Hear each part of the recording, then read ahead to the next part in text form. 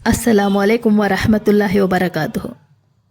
حضرت ابو درداء رضی اللہ عنہ فرماتے ہیں کہ میں نے رسول اللہ صلی اللہ علیہ وسلم کو یہ ارشاد فرماتے ہوئے سنا، جو شخص علم دین حاصل کرنے کے لیے کسی راستے پر چلتا ہے تو اللہ تعالیٰ اس کے وجہ سے اسے جنت کے راستوں میں سے ایک راستے پر چلا دیتے ہیں، یعنی علم حاصل کرنا اس کے لیے جنت میں داخلہ کا سبب بن جاتا ہے۔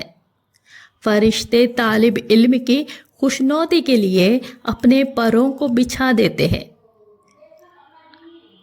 عالم کے لیے آسمان و زمین کی ساری مخلوقات اور مچھلیاں جو پانی کے اندر ہے سب کے سب دعائیں مغفرت کرتی ہے۔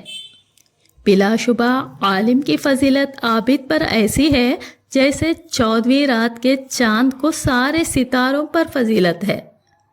بلا شبہ عالم انبیاء علیہ السلام کے وارث ہے، اور انبیاء علیہ السلام دینار اور درہم مال و دولت کا وارث نہیں بناتے، وہ تو علم کا وارث بنا دیتے ہیں۔ لہٰذا جس شخص نے علم دین حاصل کیا اس نے اس میراث میں سے بھرپور حصہ لیا۔